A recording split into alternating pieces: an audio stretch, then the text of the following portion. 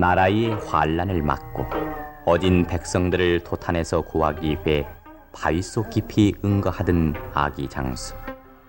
허나 때를 잘못 만나 애초로이 죽어갔다는 슬픈 사연이 서린 울산 학성공원의 장수웅덩이.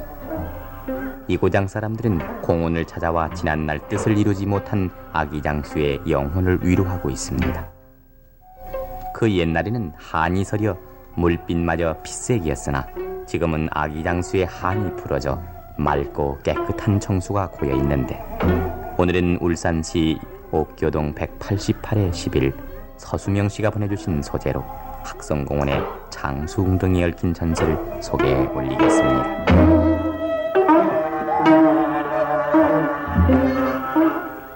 야마토, 우리 일본은 이제 모든 전쟁 준비를 빠졌다. 조선을 쳐들어가 우선 조선을 먹어치운 다음 저 대륙의 짱꼴대를 잡으셔 광활무변한 대륙을 또 먹어친 거다. 그러나 명나라를 먹는 일은 아직 일러. 그래서 먼저 조선 반도부터 먹어야겠는데, 우린 아직 조선 지리를 속속들이 모르고 있다. 해서 조선의 지리와 군사 비밀을 염탐하기 위해 너를 부른 것이다. 알았나?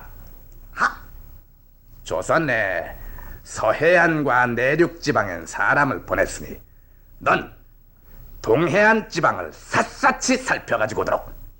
알았나? 명령구대로 자세히 알아가지고 오겠습니다.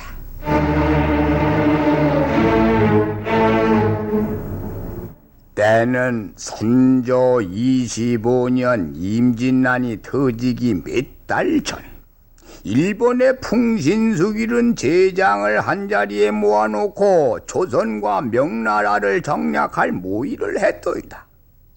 그때는 이미 군비를 튼튼히 해놓은 뒤라 구체적인 전략만 짜면 되는 것이었습니다. 그리요. 그러나 조선의 지리를 정확히 알 수 없어 염탐꾼을 미리 파견해서 지리와 군사시설을 낱낱이 알아오도록 명령을 내렸는데, 그때에 동해안 일대를 염탐하라는 명을 받은 염탐꾼 하나가 울산에 찾아들게 됐습니다.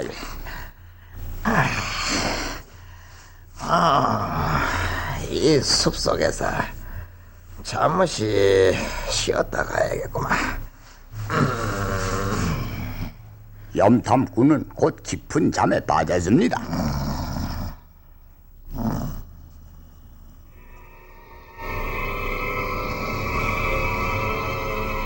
피로에 지친 탓일까, 염탐꾼은 지금의 학성공원 밑을 고달피 헤매는 꿈을 꾸기 시작했습니다요.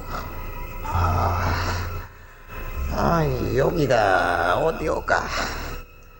난 지금 어디에 있는 거지?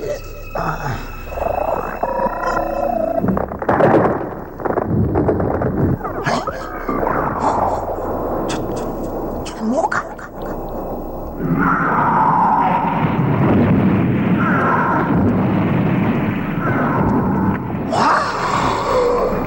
황룡이 바위를 깨고 하늘로 솟는다.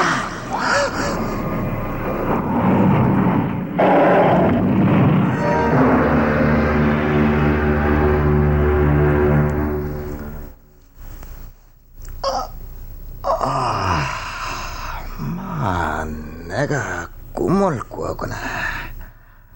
그러나 예사로운 꿈은 아니었다. 너무나 생생한 황룡의 모습, 그리고 또렷한 그림 같은 바위. 그래, 날이 밝으면 근처를 돌아봐야지.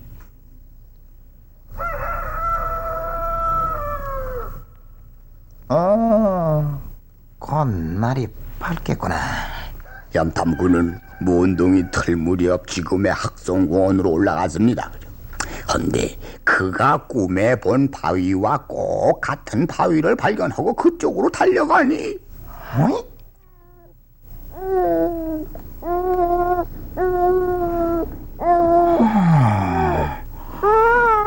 바위가 터져서 웅덩이가 생긴 곳에 아기가 놀고 있다. 이 고장에 장사가 날 혈이 있는 것 같더니 바로 저 애가 장사였군.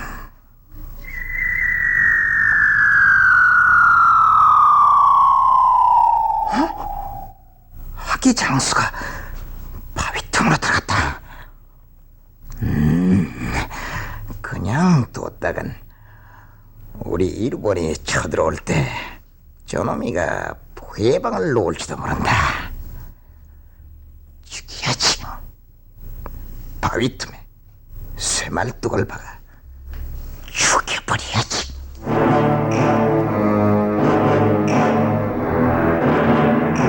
일본의 염탐꾼은 산을 내려와 큰 쇠망치와 쇠말뚝을 가지고 다시 올라왔습니다요.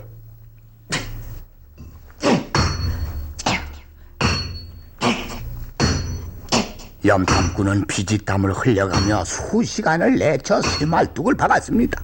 자, 그러자 이윽고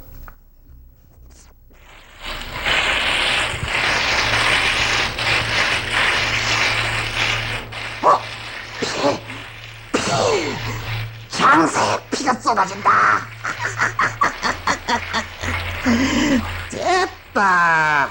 너만 이제 죽었어야 되지. 굉장하군. 바위 웅덩이에 고이는 저 선지피.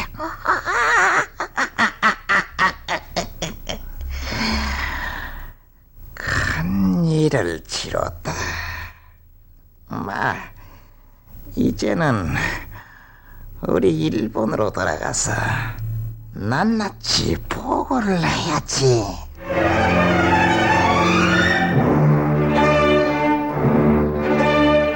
바위 틈에서 쏟아져 나온 아기 장수의 피는 바위 웅덩이를 가득히 메웠습니다. 자, 이윽고 염탐꾼이 일본으로 돌아간 뒤 몇 달이 지나자 급기야 일본은 수백 척의 전함을 이끌고 쳐들어와 이른바 임진왜란을 일으키고 말았습니다. 조정에서는 명나라의 원군을 요청 도처에서 왜군을 무찔렀는데 울산에 진을 치고 있던 왜군의 일부는 명과 조선의 군사에 완전 포위돼서 아기 장수가 죽은 바위 근처에서 겨우 잔명을 보존할 수밖에 없었소이다 그려. 물을 마셔야 할 텐데 물이 있어야지. 바위 웅덩이에 물이 고여있다. 정말? 갈증을 못 이긴 외절들은 아기 장수가 흘린 피로 가득 고인 핏물을 마시려고 덤볐소이다. 이 짭들아! 그 물을 마시면 안 된다! 시뻘건 물을 마시면 갈증이 더 날지도 모르니 마시지 말라! 이제 좀 살 것 같아. 이놈아! 왜 그러나? 모르겠습니다. 이놈이가 반봉어리가 됐구나! 얘도 이상하다. 뭐라고? 저 뻘건 물을 마신 놈들은 모두 벙어리가 됐구나. 이거 큰일이다. 물이나 마셔야지. 못 견디겠다. 꺼라! 그 물 마시면 벙어리가 된다. 마시지 마라. 진짜 벙어리가 된다. 허나 갈증에 못 이긴 외절들은 모두 아기 장수가 흘린 피가 고인 웅덩이 물을 마시고 모두가 벙어리가 돼버렸습니다 그려. 모두 도망쳐라! 조선의 군사가 저들어온다! 모두 도망쳐라!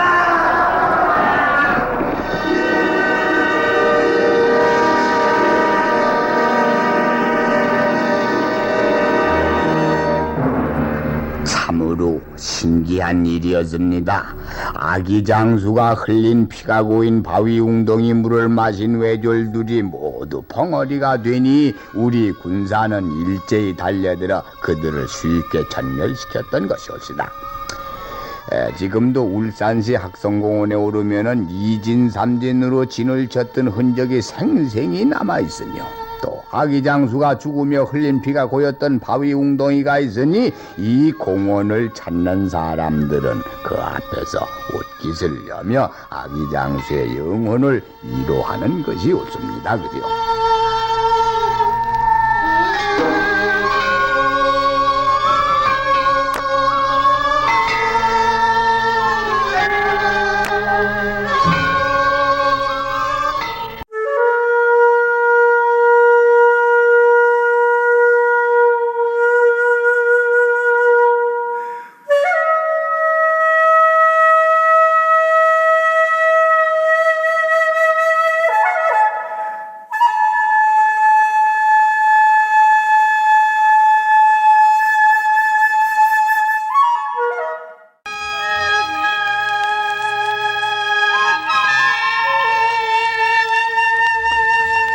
지금은 초라한 절간이 백계산의 모습을 드러내고 있으나 그 옛날엔 수백의 승도들이 모여들어 불도를 닦았다는 백운사. 광양읍에서 북쪽으로 약 10km쯤 거슬러 올라가면은 옥령면 상평리라는 곳에 다다르는데 그곳에서 왼편으로 쳐다보면은 산 전체가 온통 동백나무로 가득 찬 백계산이 아담하게 자리잡고 있습니다. 백계산에는 원래 무서운 지네들이 들끓어 주민들을 괴롭혔으나 산의 이름을 100마리의 닭, 즉 백계산이라 한 뒤부터는 지네는커녕 지렁이조차 구경을 못하게 됐다 하는데, 오늘은 전라남도 광양군 광양읍 칠성리 2구에 윤상섭 씨가 보내주신 소재로 백계산의 백운사에 얽힌 전설을 들려드리겠습니다. 통일 신라 시대에 어느 도통한 도사 한 분이 백계산을 거닐면서 절터를 물색하던 중에 지금의 백운사 자리까지 오게 되었습니다. 그래요.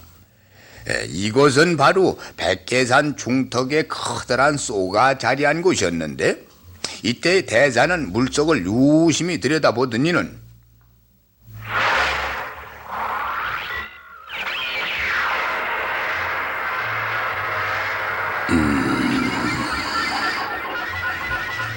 절터로서는 안성맞춤인데 물이 차 있고 게다가 용이 2마리씩이나 있으니 매우 난감한 일이로다. 대사는 한참을 망설이다가 문득 무엇을 생각했는지 소를 향하여 주문을 외우기 시작했습니다. 그랬더니 잠시 후에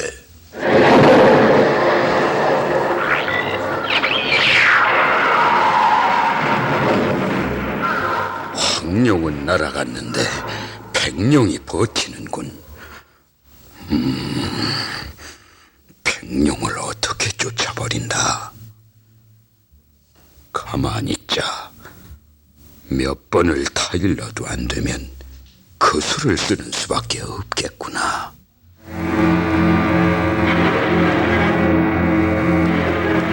대사는 백룡에게 여러 차례 물러갈 것을 권고하였으나 오히려 백룡은 대사를 비웃으며 물러갈 생각을 안 했소이다. 그려 해서 생각 끝에 쇠고챙이를 불에 벌겋게 달궈가지고 주문을 외워 백룡을 쏙 가로 불러낸 다음에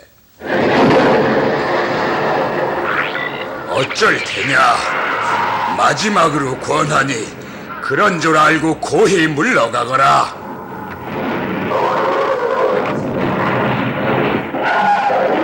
이놈이 나를 조롱하는군. 하더니만은 숯불 속에 꽂았던 쇠고챙이를 빼서는 이놈!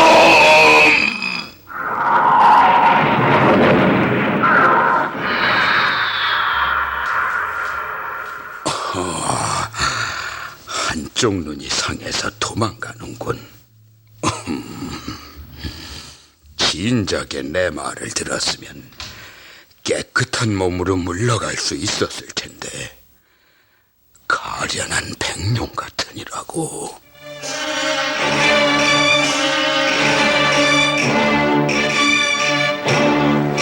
한데 예로부터 며칠 후 산기슭의 주민들은 한 사람 두 사람씩 눈에 괴질이 생겨서 실험하기 시작했습니다. 대사님, 갑자기 안질에 걸렸는데 이거 그 까닭이 무엇입니까? 갑자기 그렇소이다. 대사님, 저도 안질에 걸렸는데 꼭 한쪽 눈만 그렇지 뭐예요. 한쪽 눈만. 예. 대사님, 저도 안질에 걸렸는데 바로 그저께부터 아프기 시작했습니다. 그저께부터.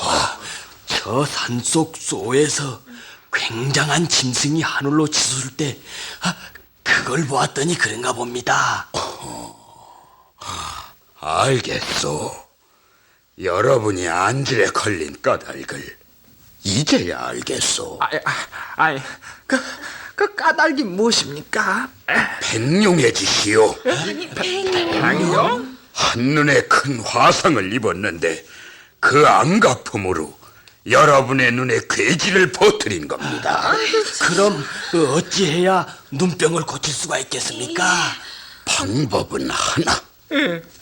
저 소 근처에 있는 참나무와 소나무를 베어 숯을 꽈서 그 숯을 소에 집어넣되 소가 숯으로 가득히 메워지면 눈병이 낫게 됩니다. 그러나 그 큰 소를 어떻게 다 메웁니까? 하면 됩니다.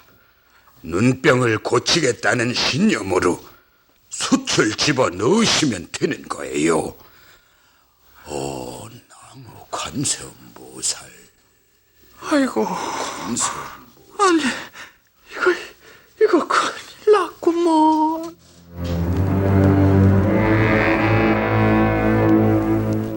마을 사람들은 너나 할 것 없이 눈병을 고치기 위하여 백계산의 나무로 숯을 구워 쏘를 메우니 자, 신기하고야 참으로 거짓말같이 모두 씻은 듯 눈병이 나았더이다. 그 후 대사는 그곳에 서쪽으로 향한 큰 절을 이루거니 그것이 바로 백운사더이다. 근데 어느 날 대사는 중두를 모아놓고 나는 앞으로 사흘 동안 법당에서 예불을 할 것이니 누구를 막론하고 법당을 출입해서는 아니 되느니라. 대사님. 20일 동안은 아무것도 먹지 아니할 것이니 상자는 먹을 걸 들여놓지 아니해도 되느니라. 자, 그럼 모두들 나가거라.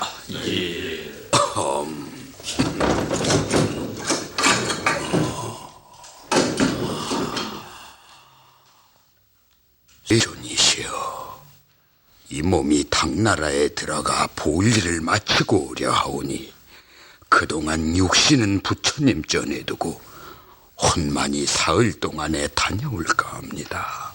대사는 불전에 고하고 혼만 중국으로 건너가고 육신만이 법당에 머물러 있었소이다. 헌데 그때에 백지성을 가진 내꾸는 괴승이 찾아들었으니 그는 다름 아닌 백룡의 화신으로서 대사에게 안가품을 하기 위해 찾아온 것이 옳시다요. 스님들, 소승을 하룻밤만 묵게 해주세요.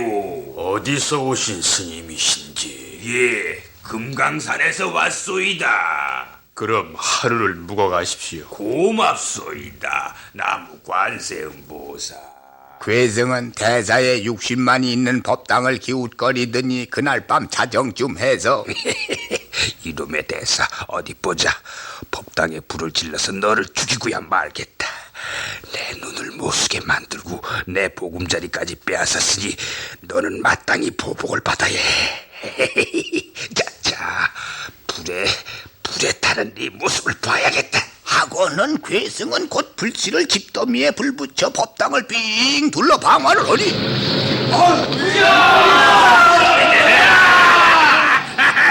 저놈이 불을 놨다.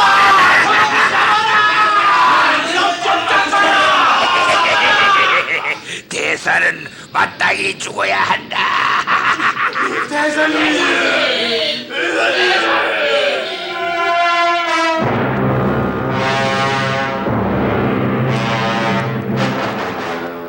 백룡의 화신인 괴성이 백운사를 불태우고 법당 안에 대사 육신도 한 줌에 채로 화했는데 대사의 혼이 중국으로 건너간 지 사흘 만에 다시 백운사로 돌아오니 이미 육신은 재가 되어버린지라.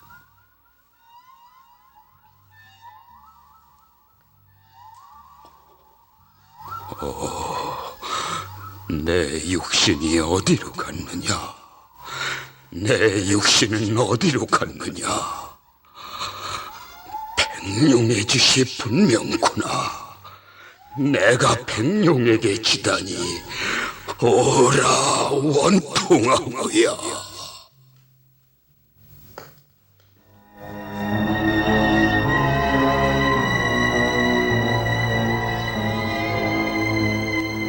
대사의 혼은 육신을 잃고 불에 탄 백운사 법당 위를 맴돌며 통곡을 하니 마을 사람들은 그때 불탄 법당 위에서 도깨비불 같은 대사의 혼이 밤새껏 날아다니며 처절히 통곡하는 소리를 들었노라 후세에 전하더이다.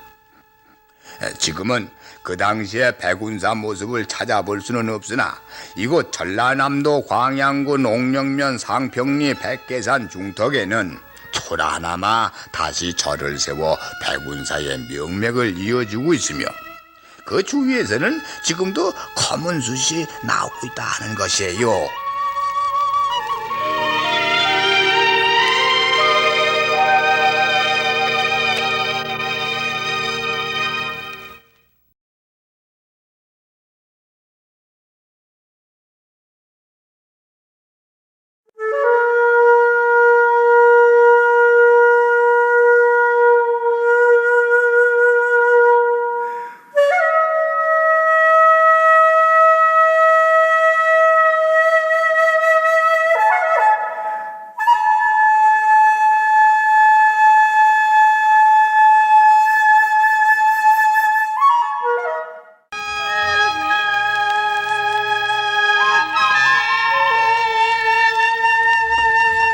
지금은 초라한 절간이 백계산의 모습을 드러내고 있으나 그 옛날엔 수백의 승도들이 모여들어 불도를 닦았다는 백운사. 광양읍에서 북쪽으로 약 10km쯤 거슬러 올라가면은 옥령면 상평리라는 곳에 다다르는데 그곳에서 왼편으로 쳐다보면은 산 전체가 온통 동백나무로 가득 찬 백계산이 아담하게 자리 잡고 있습니다. 백계산에는 원래 무서운 지네들이 들끓어 주민들을 괴롭혔으나 산의 이름을 100마리의 닭, 즉 백계산이라 한 뒤부터는 지네는커녕 지렁이조차 구경을 못하게 됐다 하는데 오늘은 전라남도 광양군 광양읍 칠성리 2구에 윤상섭 씨가 보내주신 소재로 백계산의 백운사에 얽힌 전설을 들려드리겠습니다. 통일 신라 시대에 어느 도통한 도사 한 분이 백계산을 거닐면서 절터를 물색하던 중에 지금의 백운사 자리까지 오게 되었습니다. 그래요. 이곳은 바로 백계산 중턱에 커다란 쏘가 자리한 곳이었는데 이때 대사는 물속을 유심히 들여다보더니는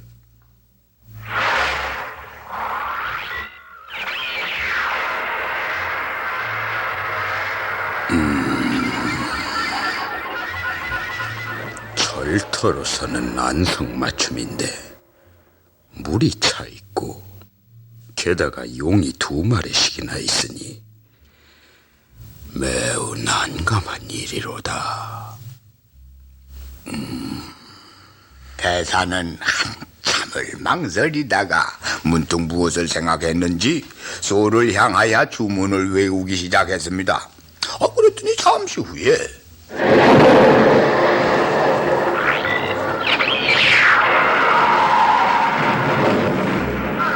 황룡은 날아갔는데 백룡이 버티는군. 백룡을 어떻게 쫓아버린다. 가만히 있자. 몇 번을 타일러도 안 되면 그 수를 쓰는 수밖에 없겠구나.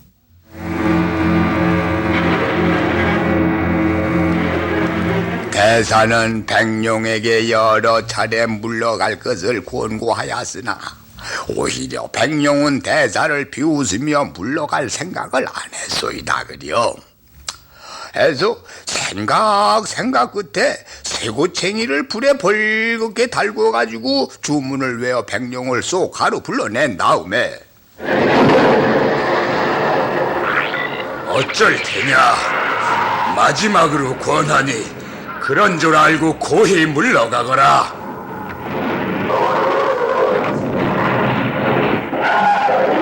이놈이 나를 조롱하는군. 하더니만은 숯불 속에 꽂았던 쇠고챙이를 빼서는 이놈!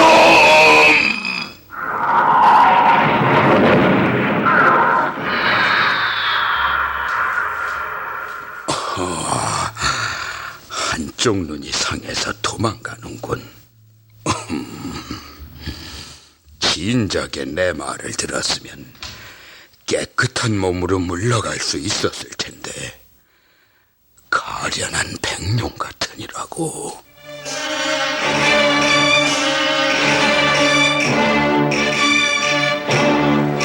한데 예로부터 며칠 후 산기슭의 주민들은 한 사람 두 사람씩 눈에 괴질이 생겨서 실험하기 시작했습니다. 아이 대사님, 갑자기 안질에 걸렸는데 이거 그 까닭이 무엇입니까? 갑자기? 그렇소이다. 대사님, 저도 안질에 걸렸는데 꼭 한쪽 눈만 그렇지 뭐예요. 한쪽 눈만? 예. 대사님, 저도 안질에 걸렸는데 바로 그저께부터 아프기 시작했습니다. 그저께부터? 저 산속 소에서 굉장한 짐승이 하늘로 치솟을 때 그걸 보았더니 그런가 봅니다. 알겠소. 여러분이 안질에 걸린 까닭을 이제야 알겠소. 그 까닭이 무엇입니까? 백룡의 짓이요.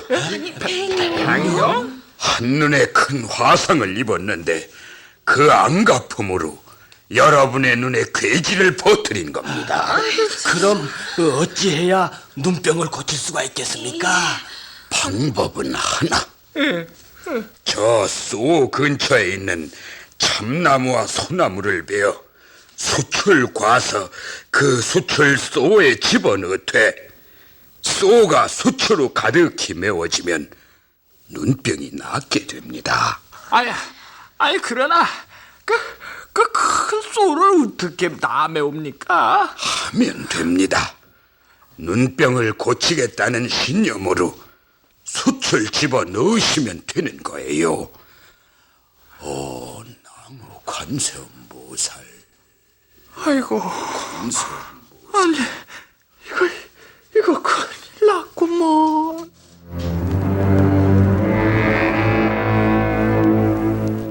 마을 사람들은 너나 할 것 없이 눈병을 고치기 위하여 백계산의 나무로 숯을 구워 쏘를 메우니 자 신기하고야 참으로 거짓말같이 모두 씻은 듯 눈병이 났더이다. 그 후 대사는 그곳에 서쪽으로 향한 큰 절을 이루거니 그것이 바로 백운사더이다. 근데 어느 날 대사는 중두를 모아놓고 나는 앞으로 사흘 동안 법당에서 예불을 할 것이니 누구를 막론하고 법당을 출입해서는 아니 되느니라. 예, 대사님. 20일 동안은 아무것도 먹지 아니할 것이니 상자는 먹을 걸 들여놓지 아니해도 되느니라. 자, 그럼 모두들 나가거라. 예.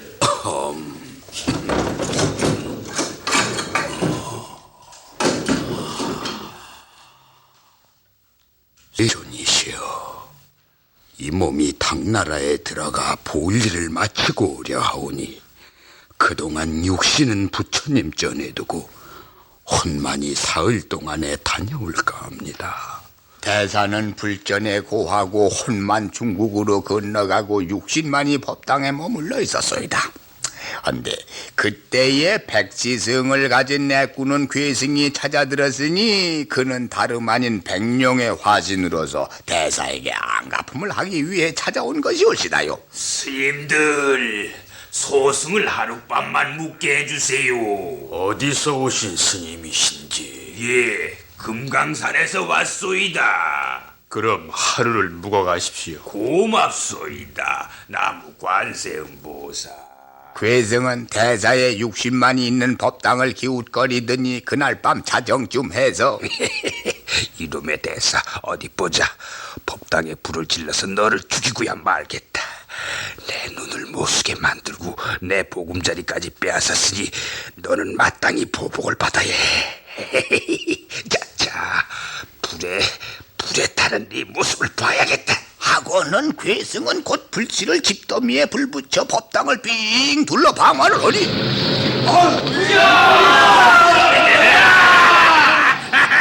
저놈이 불을 놨다!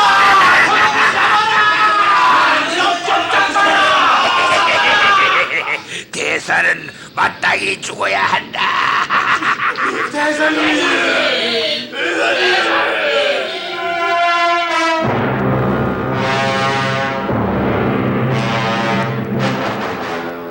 백룡의 화신인 괴성이 백운사를 불태우고 법당 안에 대사 육신도 한 줌에 채로 화했는데 대사의 혼이 중국으로 건너간 지 사흘 만에 다시 백운사로 돌아오니 이미 육신은 재가 되어버린지라.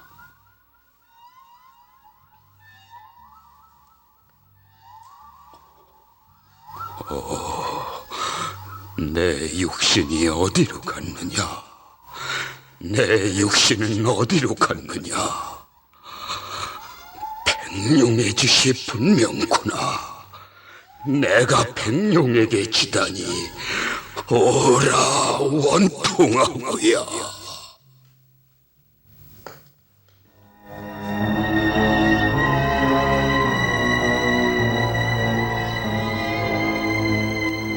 대사의 혼은 육신을 잃고 불에 탄 백운사 법당 위를 맴돌며 통곡을 하니 마을 사람들은 그때 불탄 법당 위에서 도깨비불 같은 대사의 혼이 밤새껏 날아다니며 처절히 통곡하는 소리를 들었노라 후세에 전하더이다.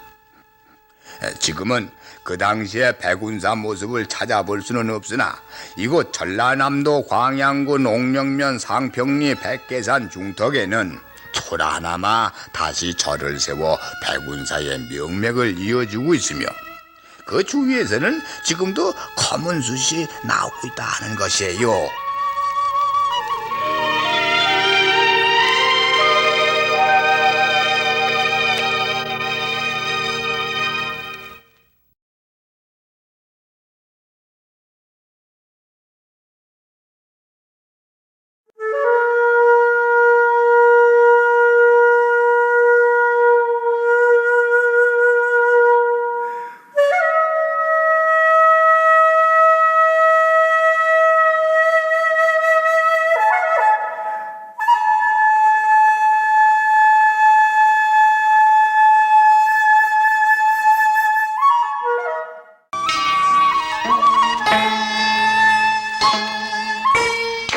해와 달의 전기가 잠시 일본으로 건너갔다 다시 되돌아와 신라 천지를 광명으로 이끌었다는 1월못, 광명동, 세계동, 그리고 1월동의 당수나무 전설. 경상북도 영일군 오천면 1월동에 가면은 1월지라는 연못이 있고 연못가에는 약 1700년을 한 뿌리에서 연이어 돋아나 자란 당수나무가 있는데 이곳은 포항시에서 약 20리쯤 떨어져 있습니다. 오늘은 서울 서대문구 녹번동 136의 25호 이규수 씨가 보내주신 1월동 당송나무 얽힌 전설을 들려드리겠습니다.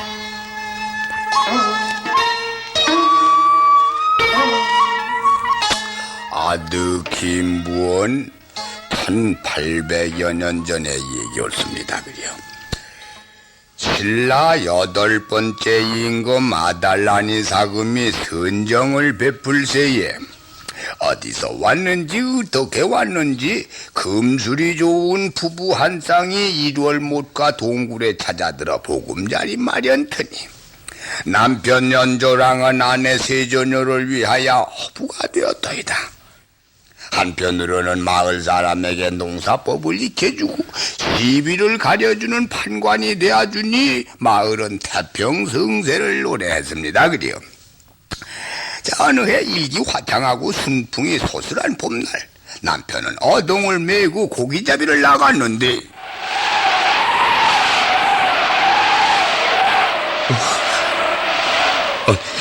이젠 죽었구나. 다시는 아내를 못 볼래나.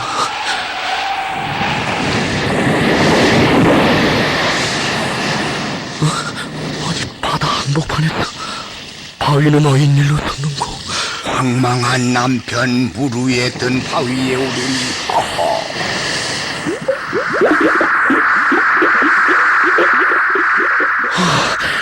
바위가 배처럼 떠다니. 이건 모를 일이구나.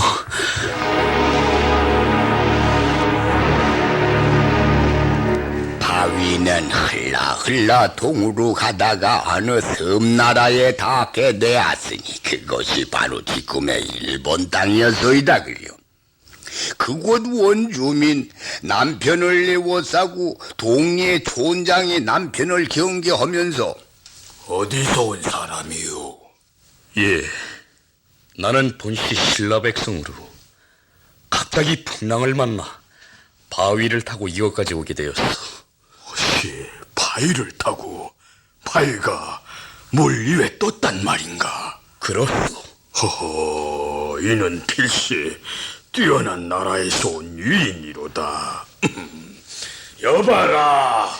예. 이분은 예사뿐이 아니니 극진히 대접해 드릴 것이며 이분의 가르침을 받아 우리가 사는 이 땅을 더 살기 좋은 곳으로 만들리라. 예, 촌장님.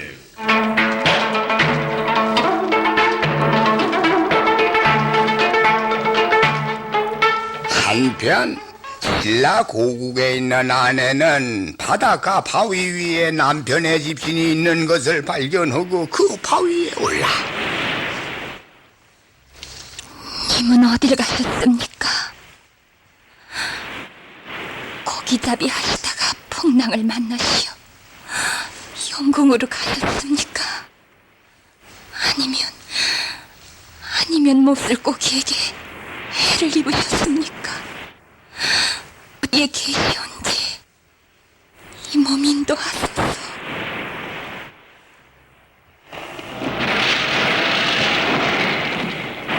아니, 바위가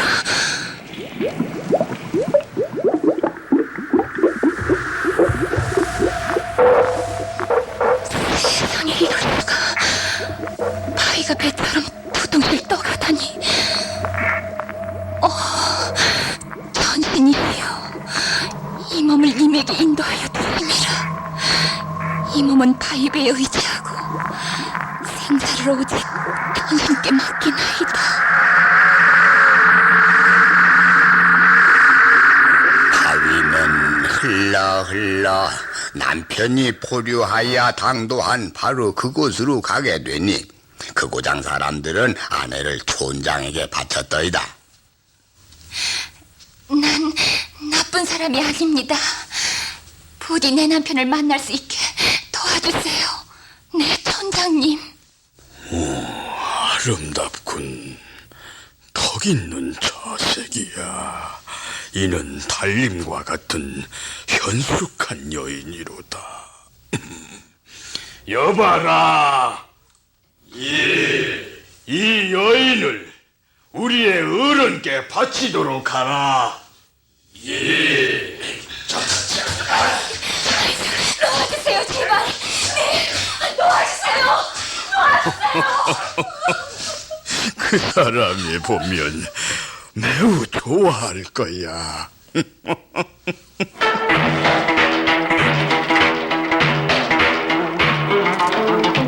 촌장의 부하들에게 끌려간 아내는 너무나 뜻밖의 일에 잠시 입을 벌린 채 입을 열질 못하더니만은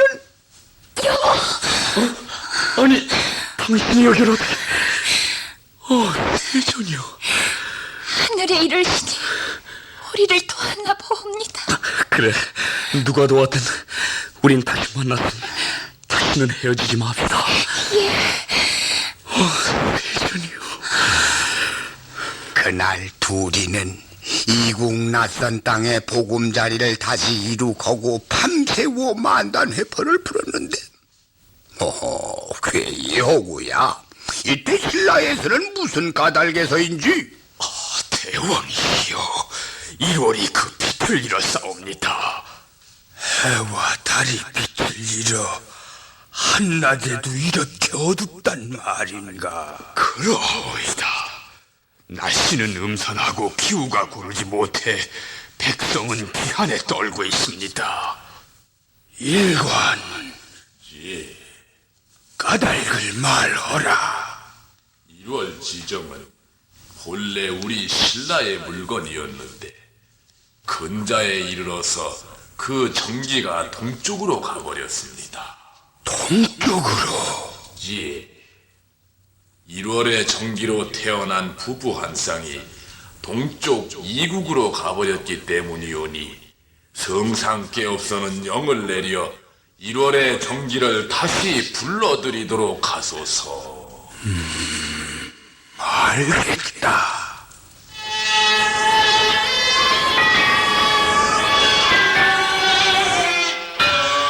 아달라니 사금은 곧 사신을 동쪽 섬나라에 보내어 그 부부에게 돌아가자 권유를 하니 우리는 이 섬으로 흘러들어와 이곳 백성들의 구원으로 목숨을 보존했고 또한 이곳 사람들의 우러름을 받고 있어 돌아갈 수가 없소.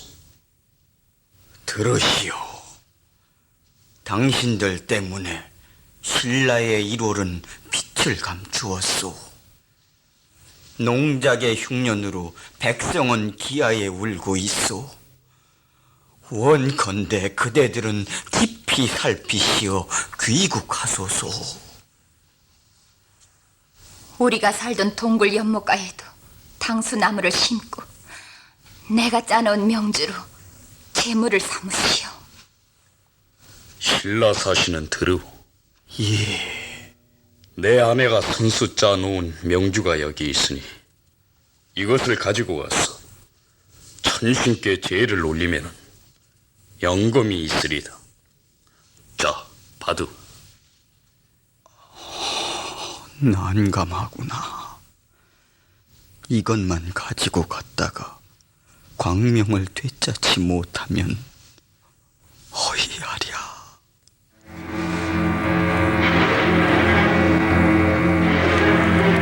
사신은 명주만을 들고 귀국하니 왕은 문무백관을 거느리고 선도산에 거동하자 명주를 앞에 놓고 탄신께 고하기를 1월의 정기를 되돌려 주소서. 낮에는 해 정기가 드리워 오곡을 입혀 주옵시고 밤에는 암흑의 달빛을 드리워 천지를 밝히소서.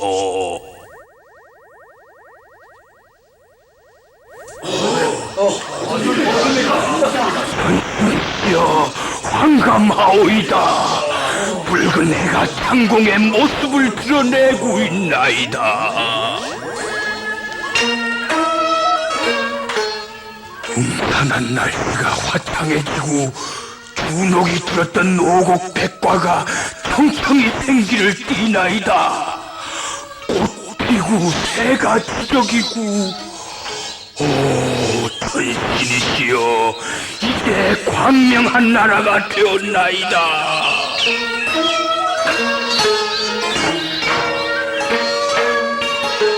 1월의 정기를 되찾은 신라 백성은 가히 축제 분위기에 쌓여 아내가 시킨 대로 연못가에 당수나무를 이룩하고 천신께 감사의 제를 올렸더이다. 해서 그 뒤부터 해와 달이 밝았다 해서 연못은 1월지 동리는 1월동이라 했고, 동천에 해가 뜨니 광명하구나 해서 이웃 동리를 광명동, 온천지가 밝았다 해서 세계동이라 이름 지어 불러오고 있습니다. 그래요. 그리고 일제시대에 박해를 받던 면민들은 연못과 당수나무에 제를 올려 일제의 탄압을 벗어나기도 하더라 하는 사연이 함께 전해지고 있습니다. 그래요.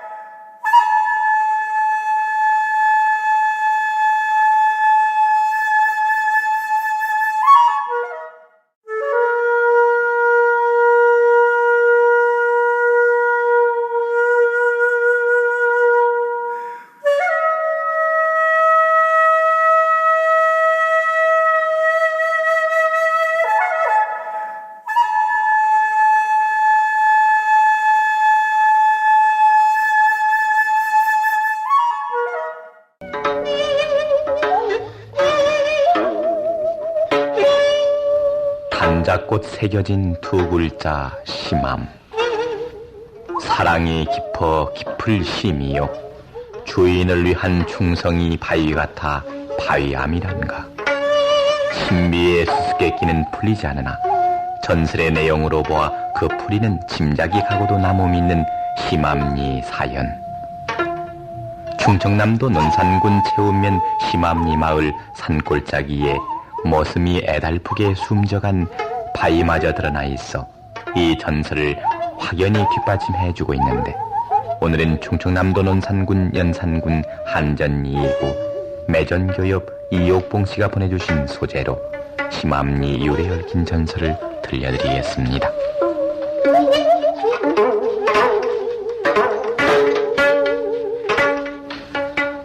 때는 고려 말 공민왕 연간, 지금의 심암리 마을에 착실한 중년 선비 이씨가 정자나무 밑에서 낮잠을 자고 있으려니까는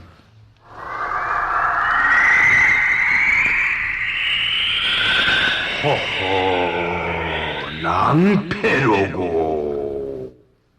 도사께서는 어이 노송을 보시어 그런 말씀을 하십니까? 저 산꼭대기에 노송을 파내고 그곳을 더욱 깊게 파면은 바위 하나가 나올 것인데, 그것을 파서 깎아 제단을 만들어 제사를 지내지 아니하면은 이 고을에 큰 흉년이 들 것이오. 아니, 예? 허나 인력으로는 하기 어려우니 조심해서 할지라. 도사님, 여보시오.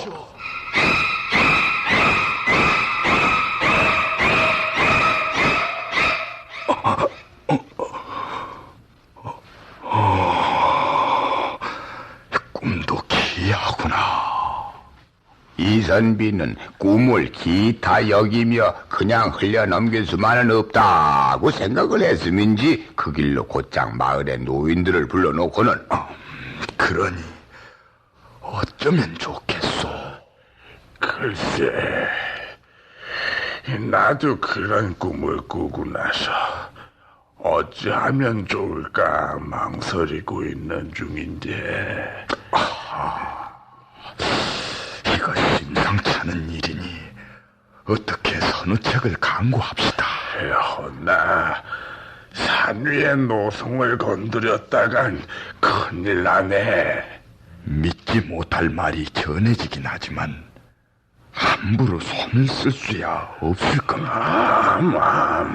이 10여 년 전에도 이진사 댁 애들이 소나무 가지를 꺾다가 그 자리에서 즉사를 했는걸. 그러니 누가 노송을 파헤치고 바위를 파내서 재단을 만들겠다고 나서겠소이까? 글쎄 말이야. 뾰족한 방도가 없어 노인들은 고심할 뿐이었소이다. 자, 이윽고 가뭄이 닥쳐 논바닥이 거북이 등가죽처럼 쩍쩍 갈라지고 끝내는 식수마저 말라버리는 한해가 찾아들어 질병까지 만연했습니다. 그러자 이선비는 자리에 누워 노심초사하다가 결심하고 선언하기를, 만약 누구든지 소나무를 캐내고 바위를 쪼개 재단을 만드는 자가 있으면 내 딸 초란이를 주어 사위를 삼겠다. 이선비님 계십니까? 건인고. 예. 소인은 고개 넘어 강찬봉네 아들이옵니다. 어찌 왔는고? 소나무를 캐내고 재단을 만들어 초란 낭자를 아내로 삼기 위해 왔습니다. 그래? 곧 산으로 오를 터이니 성공하면 저를 사위로 삼아주시오. 약속이 그런 걸. 그럼 다녀오겠소이다. 조심하게. 유병하십시오. 성공할까요? 글쎄, 두고 봐야 알지 뭐.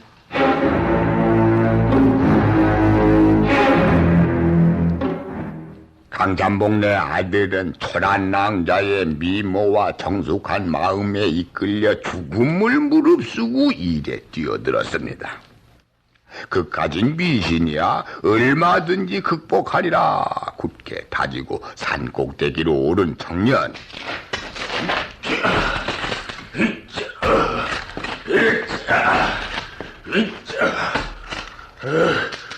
주인장, 이놈의 나무가지가 걸기적거려서 흙을 팔 수가 없네.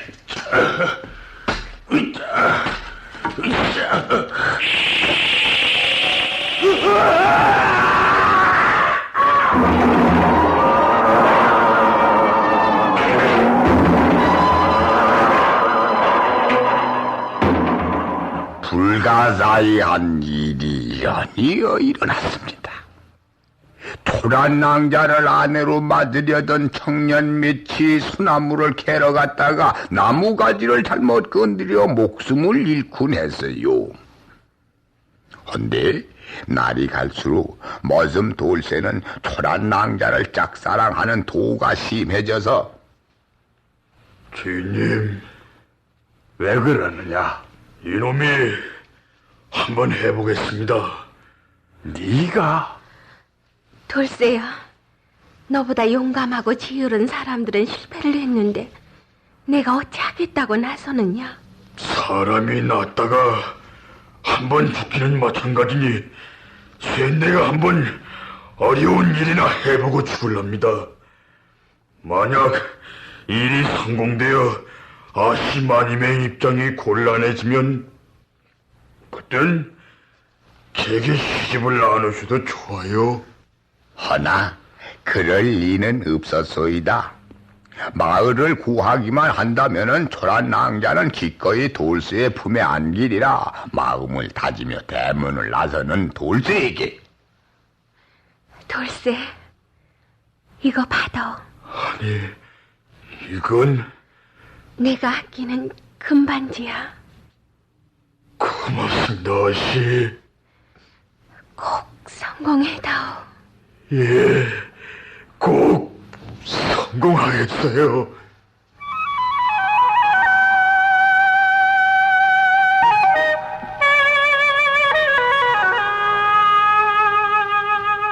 돌쇠는 심속이 두터워 주인을 위해 죽음도 마다 않겠노라 다짐을 늘 해오던 터이기도 했소이다.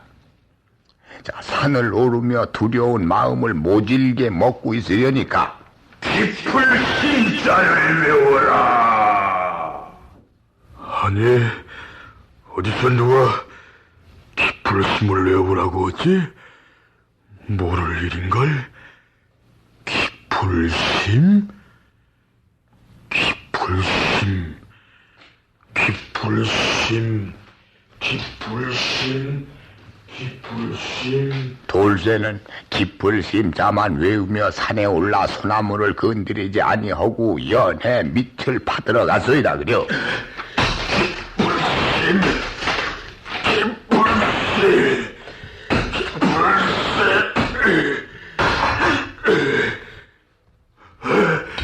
바위다, 바위가 나왔다.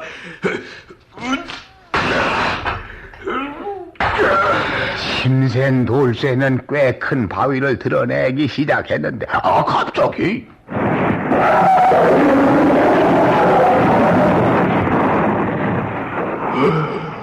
지네가 바위암, 바위암, 바위암, 바위암? 지네가 바위암을 외우며 사라지더니 곧 산봉우리를 먹구름이 뒤덮고는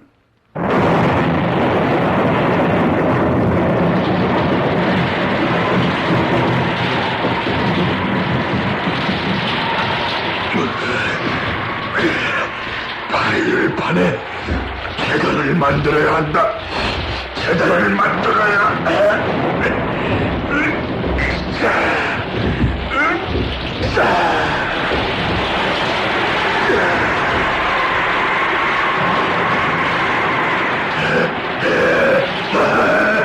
재단을 만들기 전에 비가 오다니 하늘이 나를 도왔구나. 하지만 재단을 만들어 놔야지.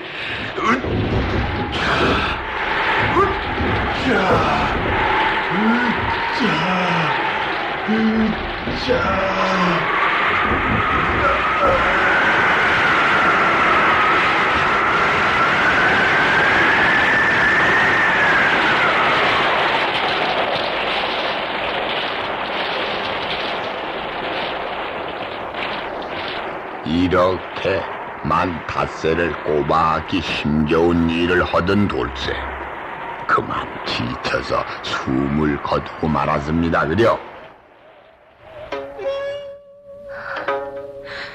가여운 돌쇠, 마을만 구해놓고 죽다니. 초란 낭자는 돌쇠의 죽음을 손으로 어루만지며 영혼을 위로했습니다. 그런데 이건 또 어인 일입니까요?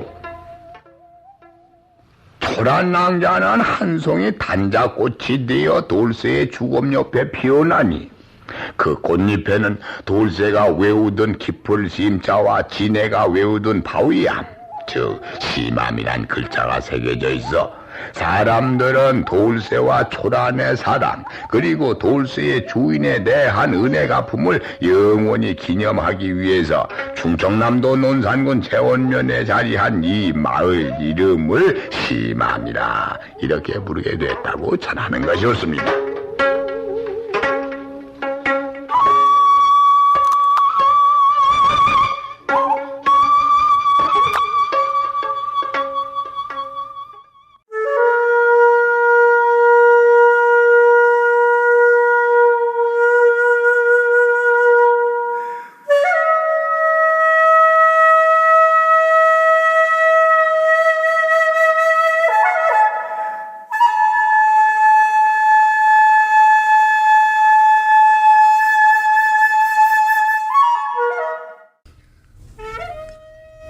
사람과 호랑이의 무덤이 나란히 놓여있는 호산.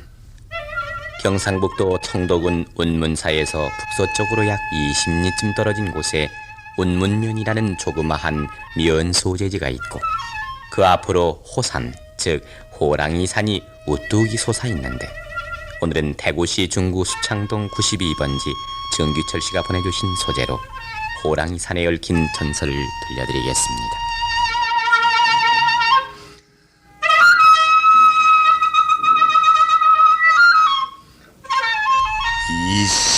조선 초기 호산기슭 어느 마을에 선비 부부가 있었는데 그들에게는 늦도록 자식이 없어 늘 걱정으로 나날을 보내고 있었어이다 그려.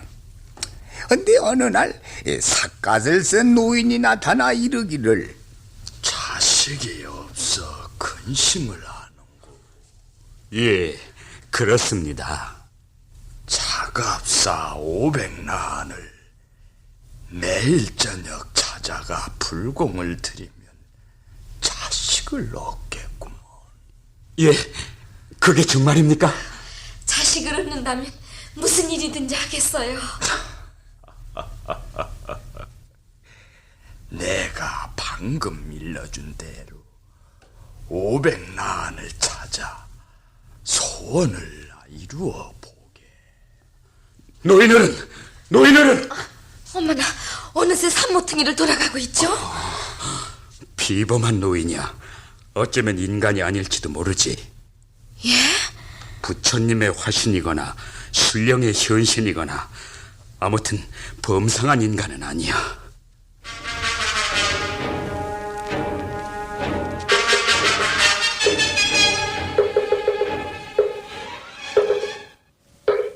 선비 부부는 저녁마다 자갑사를 찾아가 500나한 앞에서 간절한 소망이 이루어지기를 빌었습니다. 그래요. 이 자갑사란 오늘날의 운문사인데 그 옛날엔 그렇게 자갑사라 불렀고 500나한의 영검을 믿고 있었습니다. 그래요. 어쨌든 선비 부부가 치성으로 불공을 들이자 곧 부인에게 태기가 있게 되었고 그로부터 6달 뒤에는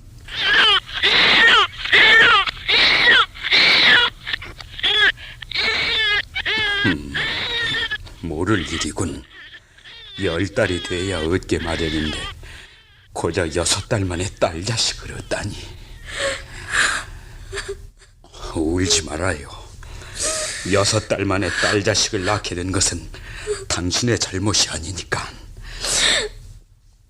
여보, 제가 죽더라도 애를 고이고이 길러 훌륭한 가문에 출가를 시키세요. 왜 그런 말을? 자, 기운을 내요. 그리고 다음엔 꼭 아들을 10달 만에 얻도록 합시다. 죽음을 미리 알고 있었는지 부인은 산후 3-7일을 눈물로 보내다가 그만 가엾게도 세상을 뜨고 말았습니다. 그래요. 야속한 사람, 매정한 사람.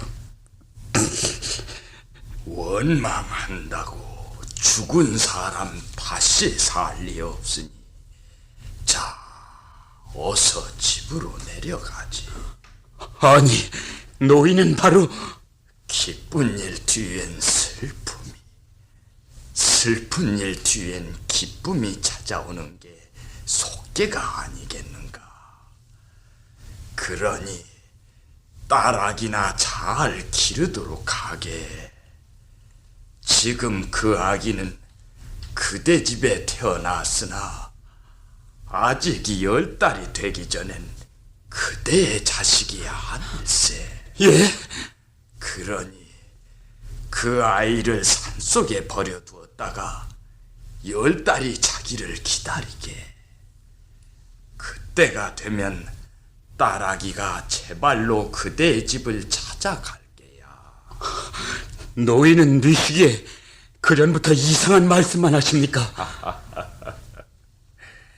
나는 인간의 행과 불행을 미리 바라볼 줄 아는 사람이니 방금 내가 일러준 대로 하게. 만약 그렇지 않으면 다시 한번 불행한 일을 당하게 될 게야. 누굴까? 도시 누구기에 그런 소리를 해주는 것일까? 모를 일이군.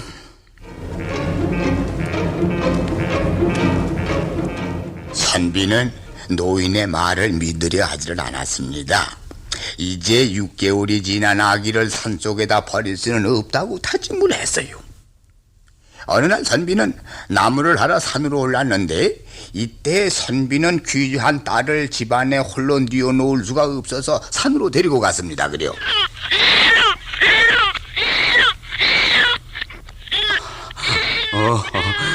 울지 말고 누워 있거라.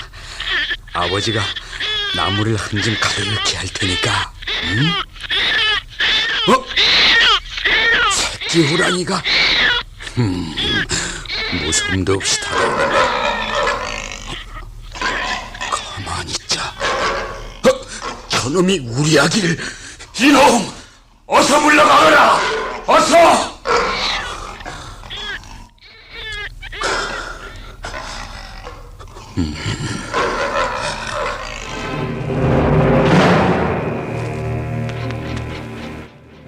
그날로부터 선비는 딸아기를 뉘어놓고 나무를 한번 베고는 딸아기를 살펴보고 또 나무를 한번 베고는 아기를 살폈습니다.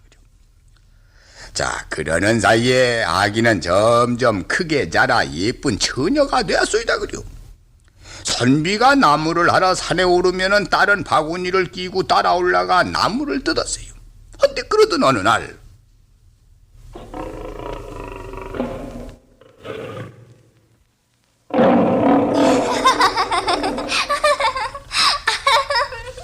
얘야, 호랑이한테 가까이 가지 마라, 얘야. 아버지, 저는 호랑이를 따라가겠어요. 얘야, 너 미쳤느냐? 안 된다, 안 돼. 아버지, 호랑이를 따라가서 함께 살 테니까 찾을 생각은 마세요. 얘야, 너 미쳤구나.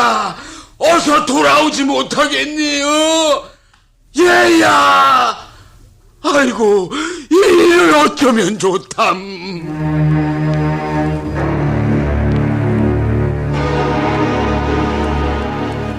아버지는 딸을 찾아 이산저산을 헤맸습니다.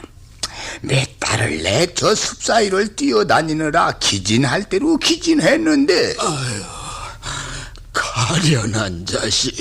선비는 들으라. 노인 잘 만났소. 노인 때문에 난 슬픈 일만 겪어왔소. 선비는 내 말을 안 들었기 때문에 슬픔을 스스로 불러들였느니라. 뭐라고요?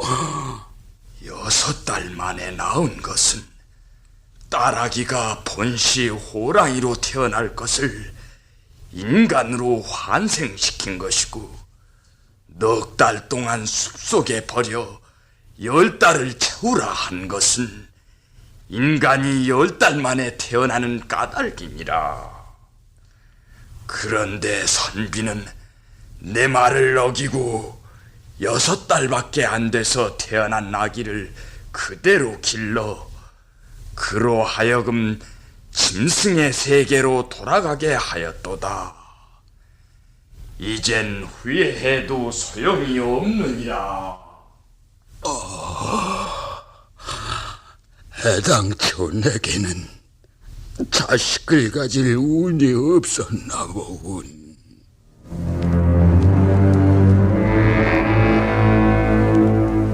선비는 식음을 끊고 자리에 누워 한스러운 인생을 원망했습니다. 그런데 어느 날 아니, 웬 호랑이가 내 차를, 이놈의 호랑이가 나마저 데려가려고 왔느냐? 오냐, 등을 대는 걸 보니 날 데려가겠다는 거로군. 오냐, 따라가마. 네 등에 올라타고 어디든지 가주마. 선비를 업은 호랑이 곧 산속으로 달려가서 선비를 내려놓고 어디론가 사라져버렸소이다. 근데 아니, 내 딸이 예, 아가, 네가 호랑이 굴에서 죽다니 이게 웬 말이냐?